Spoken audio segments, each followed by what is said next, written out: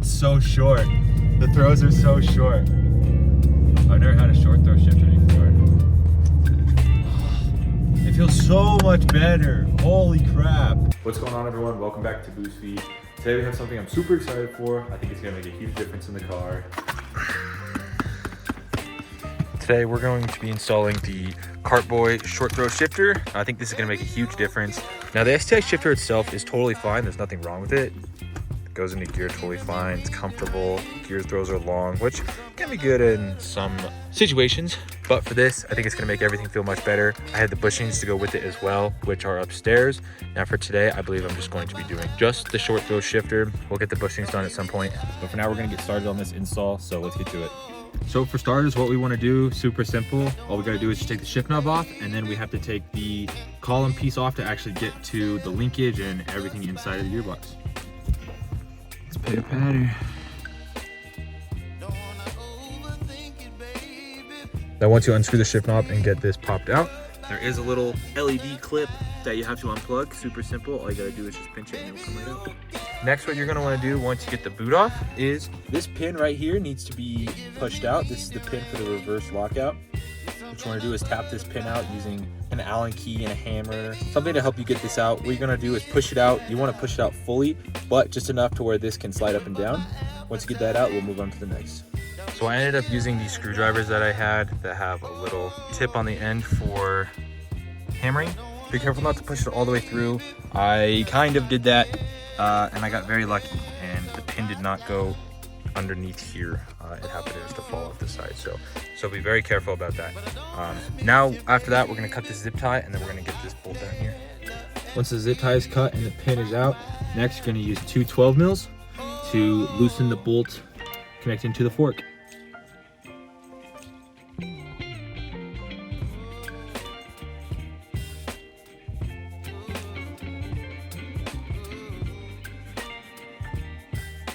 Once the bolt comes out, it should look like this. The fork should pretty much fall right off.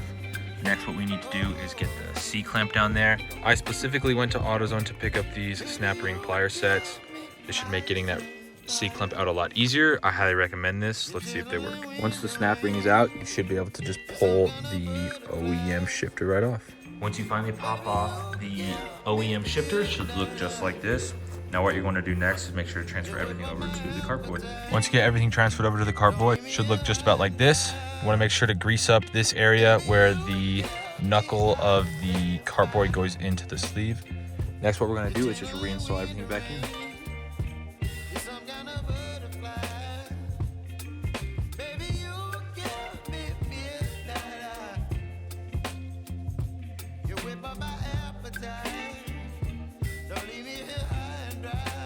So after getting the bolt on, the hardest part by far is getting the cable back through the shifter itself. And what I had to actually do was go underneath the car. There's a little lever where the cable is connected to. What I had to do was actually hold the lever. I actually nicely had my girlfriend come through. She pulled the cable through, and then once it pulled through, it actually allowed the lever to sneak through, and then what I did is put an Allen key through it to hold it from actually going back. By doing that, we were able to actually get the reverse cable back through. So after a while, we're both cold, we're ready to go in. Everything's just about done. Put the zip tie back on, make sure the cable stays to the shifter. What we're gonna do is we're gonna throw back on the console itself, put back the knob on, make sure they all go into gear, and then we should be done.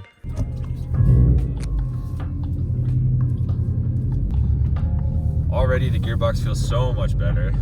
The installation really wasn't that bad. The only part that was bad was that cable part. It also doesn't help that it's 35 degrees outside. That doesn't help. Ooh, it's so stiff. It's super notchy. Everything goes into gear just fine. Perfect. Oh, it's so short. The throws are so short. I've never had a short throw shifter before. It feels so much better. Holy crap. All right, so this is third gear.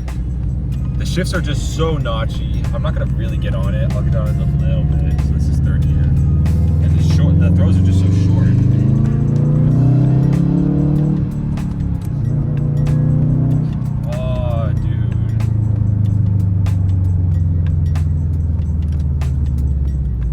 throws are just super short and super notchy.